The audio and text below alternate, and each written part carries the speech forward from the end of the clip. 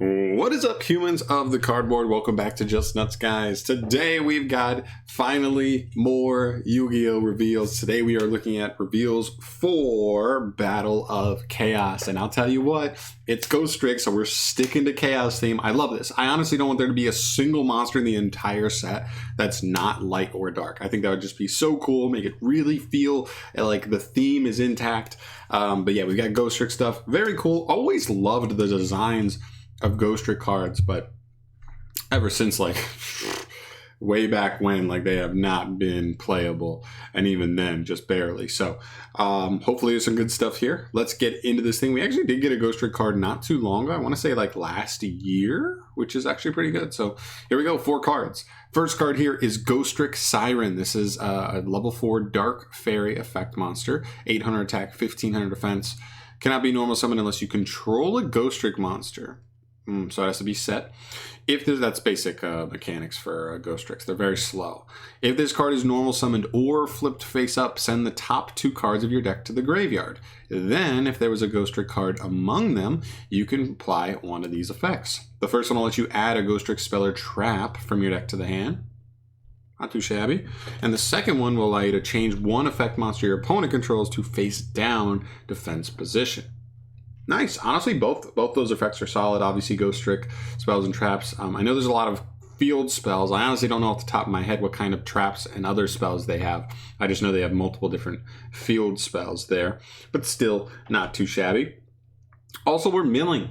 Like, this is Yu-Gi-Oh! In 2021. I mean, BA is a decent deck, and they just still like to mill because you just could get an easy resource or two for no reason just by playing the way your deck does. This is already searching you a spell or trap, or being a disruption, or, you know, pseudo removal. I know Book of Mooning isn't necessarily removal, but assuming you'd have ways to flip this on your opponent's turn, getting that Book of Moon effect is pretty good. Also doesn't target. And then on top of that, you have the potential to mill too. But I will say this. You only get to do one of these other effects if you milled a Ghostrick card, which does definitely hurt. I feel like it's Ghostricks. They could have totally made it not reliant on that, but we'll see. We'll see how that goes. Second effect, once per turn, you can change this card to face down defense position. Cool. So reloads itself. That's also really nice. Gives you more opportunities to mill and stuff. I know with their mechanic, I think, don't they like let your opponent attack you directly? But like they can't attack them, so like they stay on field as long as you have ways to like not die. You can eventually, you know, steamroll into a ton of advantage, which is cool. I think this isn't a bad card. I just kind of wish this wasn't reliant on you milling a Ghostrick, but still, we'll take it. Next up here, we have a LINK-1. If you had told me we were getting a volley of Ghostrick support, I would have told you to your face, if there's not a good LINK-1, I don't want to hear about it. Boom. Ghostrick Festival. This is a LINK-1 Dark Spellcaster Link effect monster. 0 attack. Its arrow points straight down, which is very nice. And its materials are 1 non-link Ghostrick monster. Cool. Just needs to be non-link, so anyway, cool. You can also use a face-down Ghostrick monster as material to link summon this card. That is so clean. That is exactly what this deck needed. That'll allow you to make this card a little bit faster here. And the second effect is a hard once per turn. Your Ghostrick monsters can attack directly while there is a Ghostrick card in the field zone. Okay, so it gives you the ability to attack directly. Cool. And when an opponent's monster declares an attack, you contribute this card to special summon a Ghostrick monster from your deck in face-down defense position.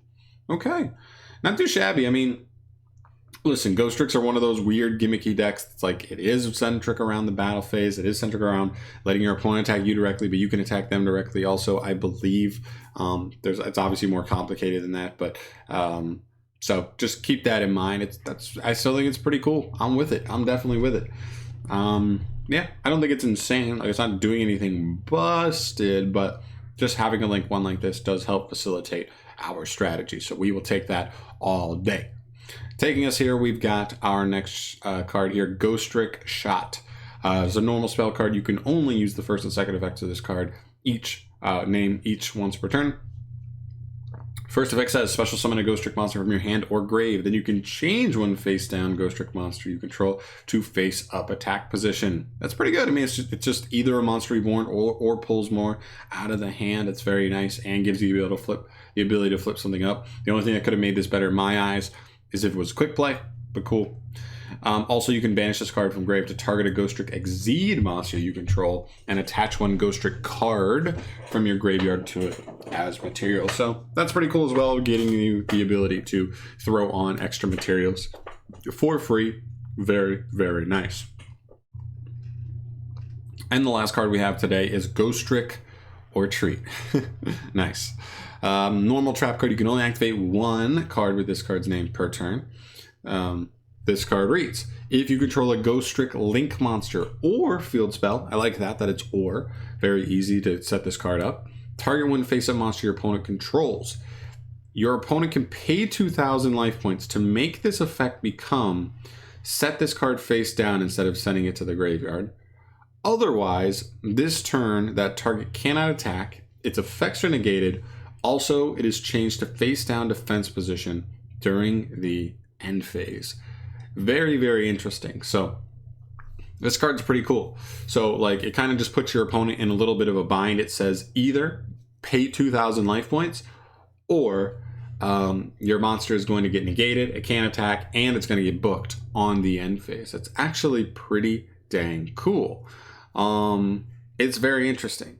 I think it's cool. And listen, it's a trap, so it's searchable. It's disruption, right? So it's searchable off of her, which is very nice. I will take that. Is it the most busted card of all time? No, but this is Ghostrick. It's supposed to be a fun deck. This support is not supposed to make Ghostricks good in 2021. I think if Ghostricks were a meta deck in 2021, it would probably mean the game is in a very horrible spot, to be honest. You would not be super enjoyable. But as a fun deck, as a cool casual deck, this is really cool, and I like that just getting a nice revamp. I've always loved the artwork here, and I love it here as well. So yeah, pretty good, honestly. I mean, like, I'm not jumping over the moon because, again, like, I didn't think this was going to make anything here meta, and it didn't, but I'm happy with it. If I'm a Ghostrick lover, like, cool, I can whip out my Halloween deck again and mess around with some of the cards and you know, Ghostrick shenanigans. So very, very cool. If you are a Ghostrick player, please let me know down in the comment section down below your thoughts on these cards. I am by no means a Ghostrick player. I barely know what their mechanic does. So please let me know in the comment section down below your thoughts on these cards specifically. If there's any interactions that are super important with these new cards and some of the older cards that really, really matter and make them particularly good in the deck.